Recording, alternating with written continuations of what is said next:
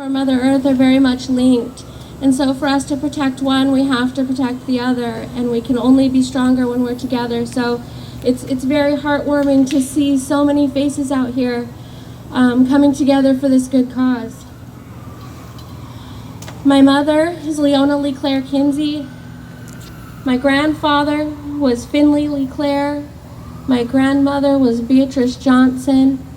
My great-grandmother was Elizabeth McLeod LeClaire, and my great-grandfather was John LeClaire. I'm a Puyallup tribal member. My mother, Leona LeClaire Kinsey, was a grandmother, a sister, an auntie, and a friend. She went to the grocery store to meet up with a friend of hers on October 25th in 1999, and she never returned. Her car was found a couple of days later at the same store. My mom was only 44 years old. My cousin Lenore Davis Lawrence was a mother, a daughter, a sister, an auntie. She now has 2 grandbabies who will only hear stories about her love and life. In 2002, she answered the call to help a friend escape a domestic violence situation, and she was shot in the back and killed. The issue of missing and murdered Indigenous women hits very close to home for me, just like it does nearly every family in Indian country.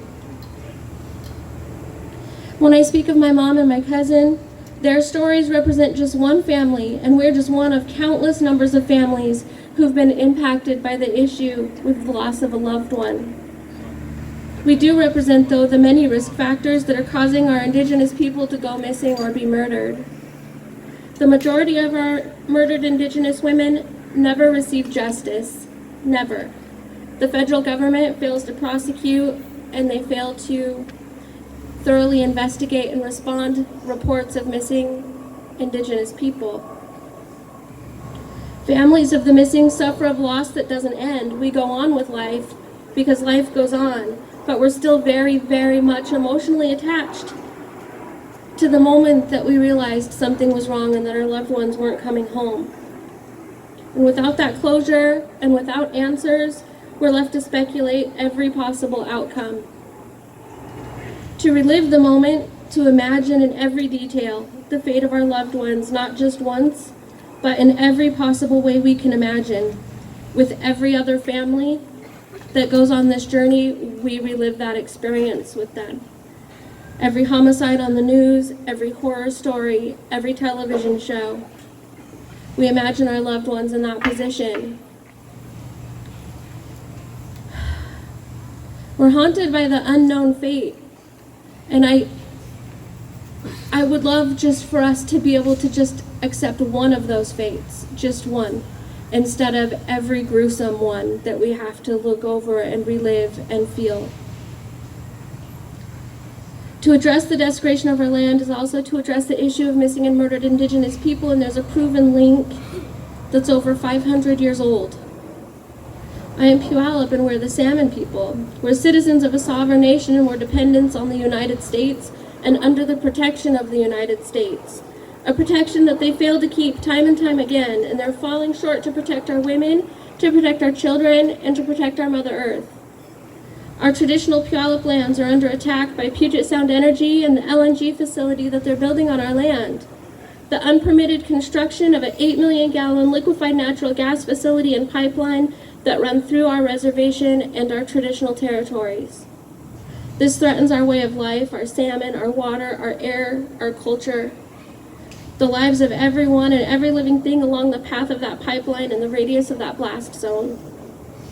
This construction is a violation of our Medicine Creek Treaty rights and a violation of all human rights. Of all who live in these areas, the disregard for our treaties and our treaty rights is evident in the desecration of our planet and the pollution of our seas. The death and disease and extinction of our wildlife, the threat to our salmon and our orca. Our treaties assure the right to fish in our usual and accustomed places. This assurance includes the obligation of the federal government to protect those populations of fish. Without those fish, without our salmon, without our orca, without clean water,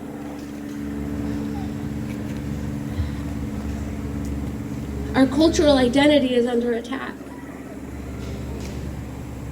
In many cases, there's a proven link to the power of your culture and your tradition and your beliefs, your history and your ancestors, to the prevention of crime, suicide, substance abuse, domestic violence, and general well-being. When we lose those pieces that are key factors of our cultural identity, we're losing little bits of who we are. This right was so critical to Indigenous culture that it was written and guaranteed in the treaties. They knew that we wouldn't sign without protecting the fish. And so they wrote it in. It was to be protected until the grass no longer grows. Puyallup Fisheries reported that unless something changes, our Puyallup salmon runs will cease in the next 3 years. We have to take action now in order to protect what is left, to assure that we leave something good behind for our children. Indigenous people and marginalized populations are the first to be impacted by climate change, and protecting our women and our children and our Mother Earth is so very closely connected. It's important that we address the impacts of fossil fuels and the desecration of Earth in our Indigenous communities, the connection to violence, to cause our women, our men, our children, and our Two-Spirit to go missing or murdered. The effects of pipelines and fossil fuels often are in such a close proximity to fossil fuel projects in Indigenous communities that with these projects, large encampments are set up to house thousands of mostly non-Indigenous men. Women and children in the nearby communities pay the price and are the victims of the impact of this man camp culture. A culture that brings direct harm to our communities, our women and our men and children. This culture intensifies mental illness, isolation, alcohol abuse, substance abuse, violence, racism. The man camp culture puts our relatives in direct harm, and communities experience higher rates of rape, sexual assault, sex trafficking, substance abuse, and domestic violence. We've seen a direct link to sex trafficking and our missing and murdered Indigenous people. And there is no gender specific on that. They are targeting our men and our women. They want our little boys and our little girls. We have to protect our communities, our men and our women.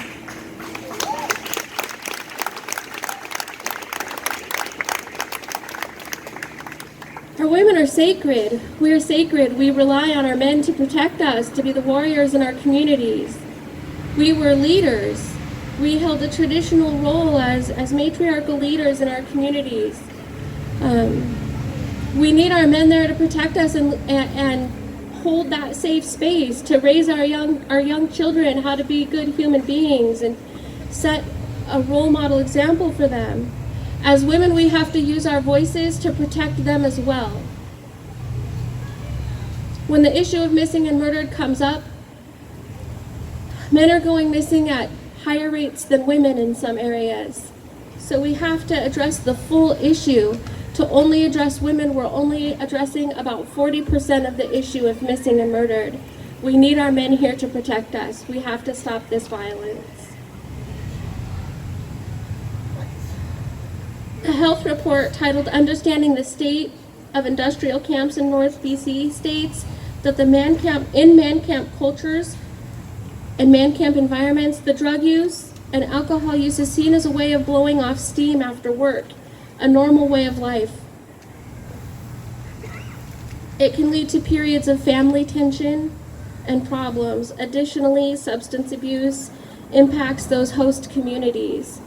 There is a proven fact to this. They can see it in statistics, in crime rates, in data reports, all through the Bakken and through our Indigenous communities in Canada that are affected by tar sands and pipelines. The Fort Berthold Reservation in North Dakota has seen a rise in violent crime since the oil boom. Rape reports tripled to 243 in just 1 year. North Dakota had over 125 reports of missing Native women. In 2009, Alberta tar sands boom. The region had the highest rates of domestic violence. Additionally, in 2016, Amnesty International reported a link between fossil fuel development and transient men led to a rise in crime rates against women and girls in Northeast British Columbia. And what I think is very impactful also is that a map of sex trafficking hotspots compared to locations of man camps shows the link to sex trafficking to be very, very close to Indigenous reservations. These Indigenous communities are often faced with poverty, where girls can easily be lured away for a false hope and the promise of something more. We take action today for our children and our grandchildren and for all future generations, so that no little children have to grieve for their mothers or fathers who have gone missing or murdered.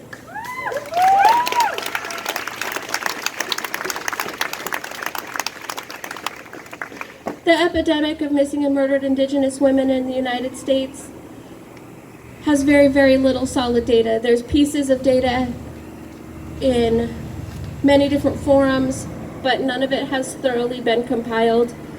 Some of it is documented as far back as 2009, and that's the most recent statistic we have in some of those cases, 2009.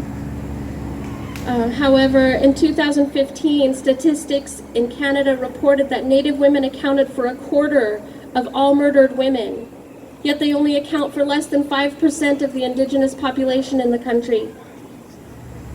A quarter of all of the murders, but we're only 5% of the population.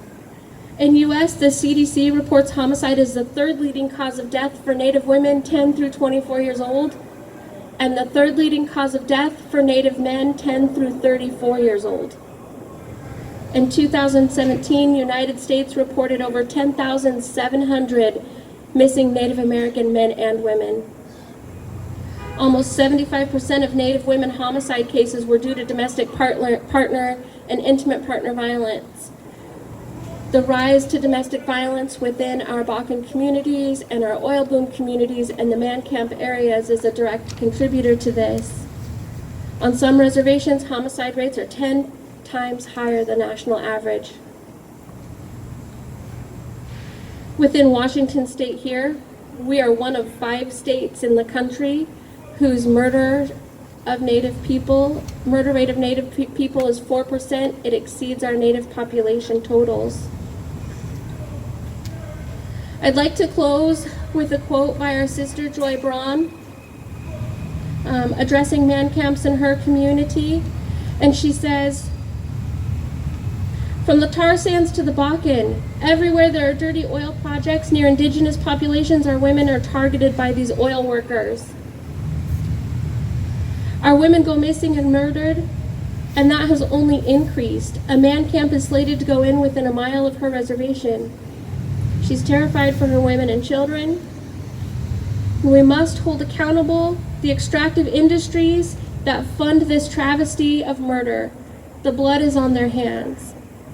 We have an obligation to our children and our future generations to leave them something good, to leave them an environment where they can drink water, where they can breathe fresh air, where they can practice their traditions and their cultures, and they can enjoy the stories of their ancestors and their relatives, free from stories of violence."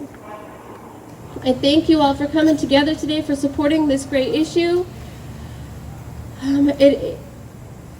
It's very inspiring and motivating to keep up with this good work, to see so many people coming forward. So thank you very much.